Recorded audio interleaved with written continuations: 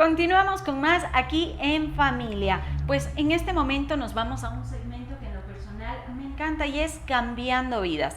En esta ocasión nos está acompañando desde Clínica Bariátrica el doctor Napoleón Salgado, quien nos va a comentar acerca de un tema muy interesante y precisamente es de la obesidad y del flujo gastroesofágico. Así que vamos a preguntarle, doctor, bienvenido, buenos días.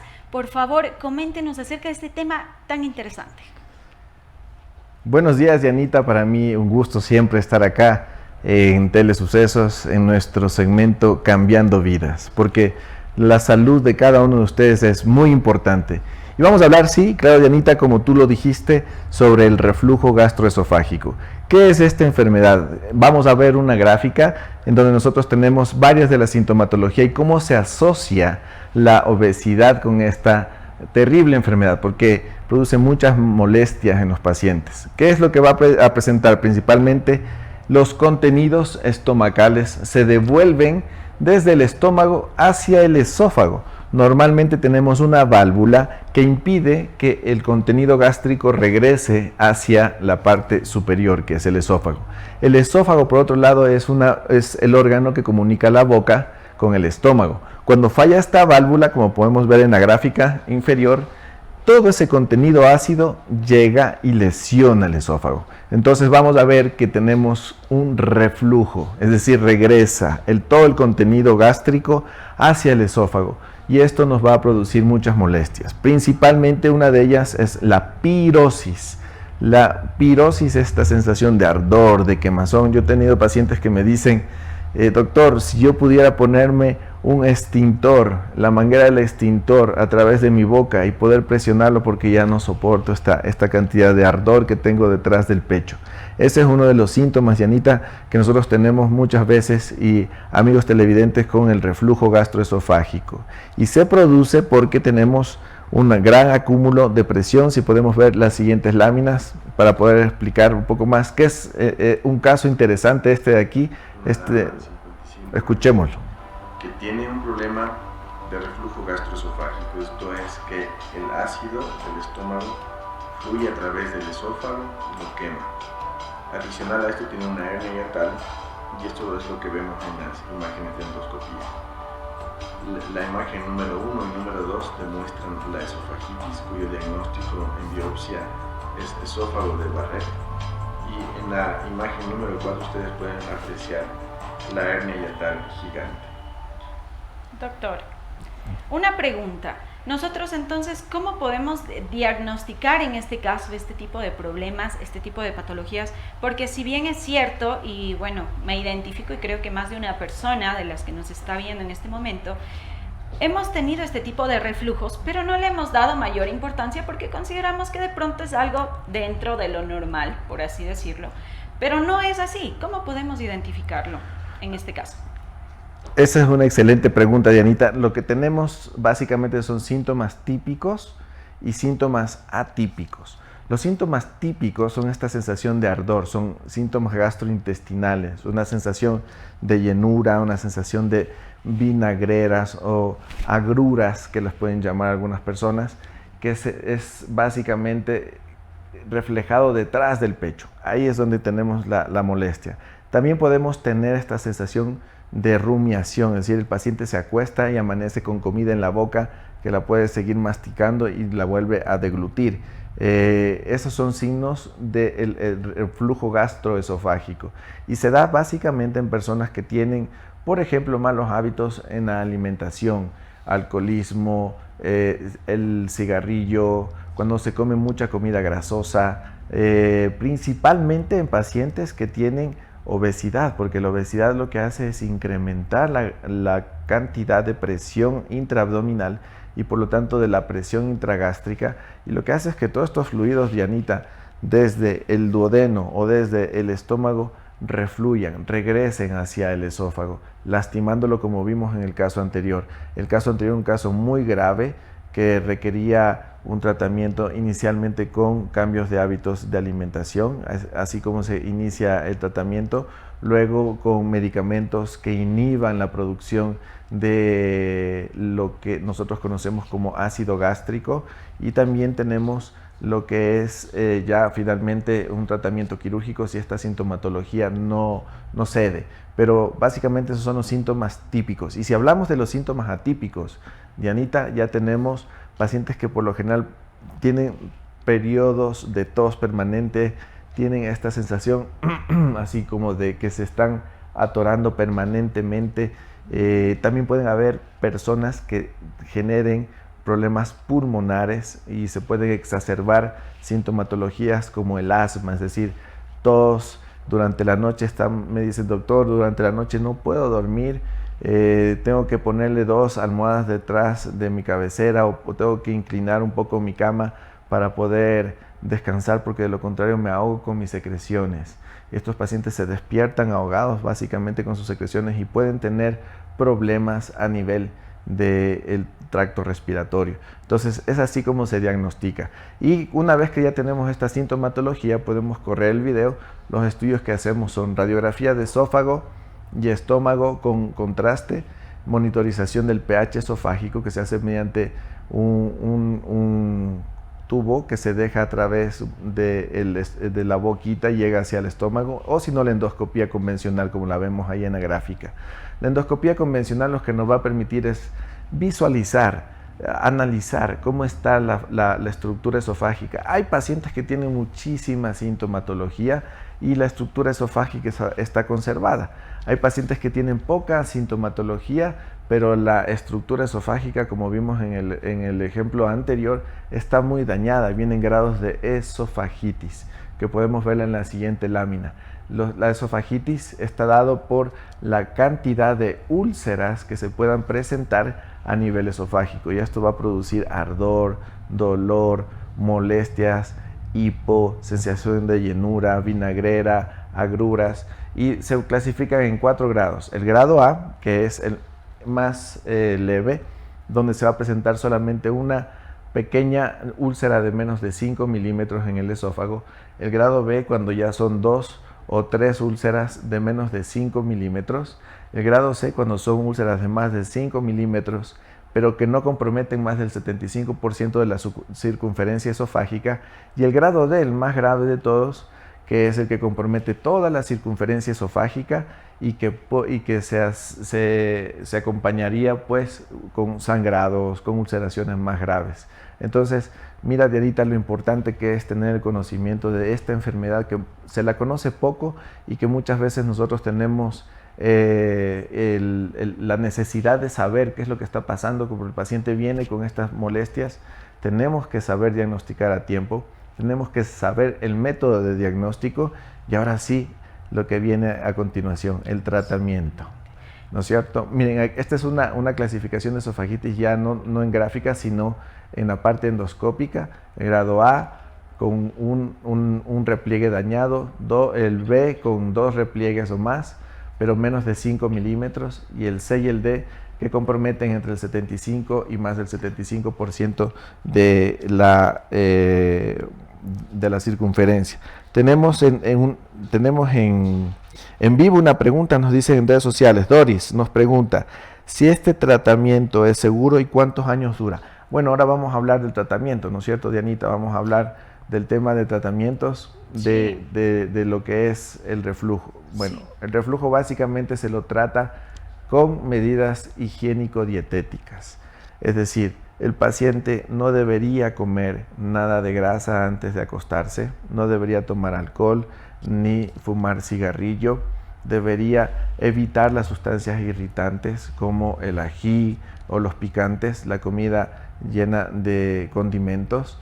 Deberíamos tener un periodo aproximado de unas 2 o 3 horas de duración entre la cena y el momento de acostarnos.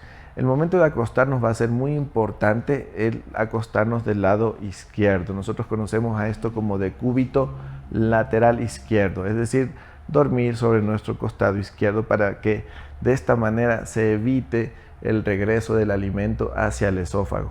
Y por último, lógicamente, tener en cuenta que si hay toda esta sintomatología hay que acudir al endoscopista, acudir al personal especializado para que se haga una endoscopía y dar un tratamiento específico que inicialmente comienza con los inhibidores de bombas de protones, que se le da por 4 a 6 semanas, y si esta no funciona, se le extiende un poco más. Y bueno, también tratar la causa subyacente. Si la causa es malos hábitos alimentarios, cambiarlos. Si la causa es la obesidad, que es lo que nos compromete a nosotros como cirujanos bariátricos, bueno, finalmente, y está dañando el esófago y está produciendo esófagos de Barrett, que ya es una lesión que tiene un contexto premaligno, hay que ofrecerle un procedimiento quirúrgico. Dentro de los procedimientos quirúrgicos, si podemos ver en las gráficas, tenemos varios procedimientos quirúrgicos. Bueno, esto es en cuanto a la relación con la obesidad. La obesidad tiene un alto riesgo de enfermedad por reflujo gastroesofágico porque aumenta la presión intraabdominal, lo que veníamos diciendo ya, Dianita, sobre esto. Y la barrera que existe entre el estómago y el esófago disminuye, lo que facilita el ascenso de los ácidos gástricos. Eso es básicamente cómo se asocia el problema de la obesidad. Doctor, dígame, perdón Dianita. Perdón la interrupción, pero por acá también tengo preguntas y me gustaría también mencionarlas. ¿Desde qué edad, nosotros, en este caso usted como profesional, ha podido constar que se da con mayor frecuencia este tipo de problemas? Sí, no sabemos de pronto si tiene mucho que ver la alimentación que se recibe desde que somos niños, pero en este caso, ¿de qué manera influye la alimentación? Porque sí, también de lo que estamos escuchando, de lo que comenta, es también debido al desorden alimenticio. Sí, en este tiempo que vivimos, pues la vida prácticamente de una manera muy rutinaria, todo es tan rápido y hay veces que descuidamos demasiado nuestra alimentación. Nos gustaría saber eso. Y en este caso, a manera de prevención, ¿qué tipo de chequeos de pronto nos podemos hacer? No sé si de forma anual o cada cierto tiempo, ¿qué tipo de banderitas rojas, por así decirlo, debemos tener en cuenta para que a la primera señal las personas puedan tomar acción sobre esto? Ya verás, Janita, la edad principalmente estamos enfocándonos ahorita en los problemas de sobrepeso, obesidad que se presentan en pacientes adultos. Sin embargo, la enfermedad por reflujo gastroesofágico también puede presentarse y es muy común en recién nacidos, en cuyo caso todos los pacientes vamos a tener que acudir al pediatra y ellos van a ser los que nos van a indicar qué pasos a seguir, porque es normal que el bebé regurgite muchas veces o haga este reflujo desde el estómago hacia el esófago porque tiene una disfunción que es normal por la inmadurez de este esfínter, vamos a decir, sistema antirreflujo que debe tener ya una vez que los pacientes hayan crecido. Pero es muy interesante lo que tú nos dices, qué síntomas, qué alertas en rojo nosotros podríamos ver, justamente estos síntomas que son típicos y los síntomas atípicos, y cómo proceder posterior a la presencia de estos síntomas, acudiendo a los profesionales, para que así podamos dar los tratamientos médicos, tratamientos que pueden, así como Fernando nos está preguntando ahorita en línea, si tengo reflujo, ¿puedo hacerme una cirugía? Entonces sería los tratamientos higiénico-dietéticos, es decir, disminuir el sobrepeso, la obesidad, quitar el tabaquismo, quitar el consumo de alcohol. El embarazo también puede ser uno de los factores que aumente el tema del reflujo. El tratamiento tiene que ser la administración de antiácidos, bajar de peso, cambios de estilo de vida, como evitar café, chocolates, bebidas gaseosas, cítricas, comidas grasosas o picantes. Y en algunos casos puede ser necesario incluso la cirugía. Y lógicamente aquí hablamos, si tenemos obesidad, de la cirugía bariátrica. ¿Y qué tipo de cirugía? Vamos a ver en la siguiente toma, la cirugía de manga gástrica. ¿Por qué no hacer una cirugía de manga gástrica en los pacientes con reflujo? Miren ustedes, si tenemos un corte a nivel gástrico, lo que vamos a hacer es aumentar la presión dentro de este sistema y por lo tanto disminuye la capacidad de vaciamiento gástrico. Y esta disminución de vaciamiento gástrico lo que va a hacer principalmente es aumentar el reflujo. Por lo tanto, si usted tiene obesidad, Si tiene reflujo gastroesofágico y va a requerir una cirugía bariátrica, es candidato a una cirugía bariátrica, usted tiene una contraindicación absoluta de hacerse una manga gástrica y debería hacerse el siguiente procedimiento, que es el bypass gástrico. ¿Por qué el bypass gástrico? Porque finalmente nosotros hacemos una derivación gastroyeyunal, es decir, unimos el estómago más pequeñito hacia el intestino, evitando que todos estos ácidos y toda la bilis regresen hacia el esófago y lo sigan lesionando. Por lo tanto, tenemos ahí un tratamiento completo, baja de peso, disminuye el reflujo y también otras enfermedades concomitantes que pueden estar presentes, mi estimada Dianita, como por ejemplo la hipertensión arterial, el colesterol, los triglicéridos altos, los problemas de diabetes. También existe, por ejemplo, en pacientes con enfermedad por reflujo gastroesofágico, lo que nosotros conocemos como la funduplicatura. La funduplicatura no es nada más que hacer como una bufanda alrededor del estómago y del esófago con el fondo gástrico, lo que hace que se comprima mucho más el esófago y evite que haya reflujo. Pero lamentablemente, cuando uno tiene obesidad y se va a hacer una cirugía de funduplicatura, de Nissen, laparoscópico o abierto, el problema es que no va a solucionar la obesidad y por lo tanto puede incrementar el reflujo, puede fallar esa cirugía. Y hacer una cirugía fallida vamos a tener que desmontarla. Es una cirugía sumamente difícil, es una cirugía que nosotros tenemos muchísimo cuidado porque tenemos que entrar sobre un terreno que ya ha sido lastimado, que ya ha sido injuriado, que ya ha sido herido, que ya ha sido operado y por lo tanto desmontar eso aumenta el riesgo de sangrado, de filtraciones. Entonces, si usted está pensando en una cirugía bariátrica y le han dicho que tiene reflujo gastroesofágico y tiene en su endoscopía la evidencia del reflujo más una hernia yatal y tiene todos estos hábitos de consumo alimentario inadecuados, entonces lo mejor es ponerse en manos de expertos para que le podamos guiar y decirle cuál va a ser la mejor técnica. No una manga, no un Nissen laparoscópico, sino un bypass gástrico laparoscópico. El bypass gástrico laparoscópico es una técnica muy segura en manos expertas, es una técnica de las que más se ha realizado durante la vida y la historia de la cirugía bariátrica. Es la cirugía que se realiza desde 1969, Dianita. Estamos casi que 50 años de vigencia de esta técnica y por lo tanto no podemos dejar de lado los beneficios y todas las características positivas del bypass gástrico. Lamentablemente se le ha estigmatizado mucho al bypass gástrico como una cirugía invasiva o peligrosa, pero la verdad es que nosotros tenemos muchísima experiencia con el bypass gástrico y es una técnica muy bondadosa que cura muchas enfermedades.